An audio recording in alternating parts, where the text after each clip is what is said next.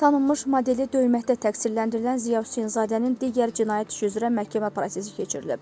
Bugün Bakı Ağır Cinayətlər Məhkəməsində hakim Azad Məcidovun sədrliyi ilə keçirilən prosesdə təqsirləndirilən şəxsin vəkili çıxış edib.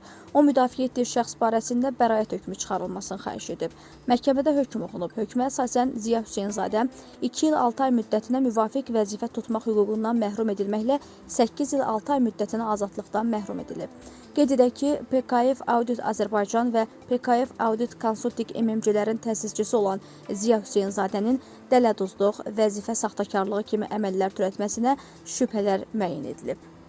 İstintaqla Ziya Hüseynzadənin 2022-2023-cü illərdə digər şirkət rəhbərləri ilə əlbir olaraq onlara məxsus obyektlərin fəaliyyətinin genişləndirilməsi təyinatı üzrə kredit verilməsinə dair Avropa Yenidən Qurma və İnkişaf Bankına etdikləri müraciətlər üzrə külli miqdarda qanunsuz kredit vəsaitləri alınmasından əsaslı şübhələr aşkar edilib.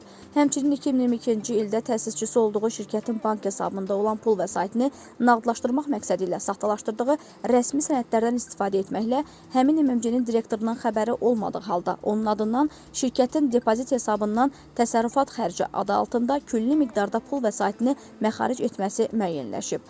Xatırladaq ki, təqsirləndirilən Ziya Hüseynzadə tanınmış model Radiyyət Əliyevanı döyməkdə təqsirləndirilir. Bununla bağlı açılmış cinayət işi üzrə də hazırda məhkəmə araşdırması davam edir.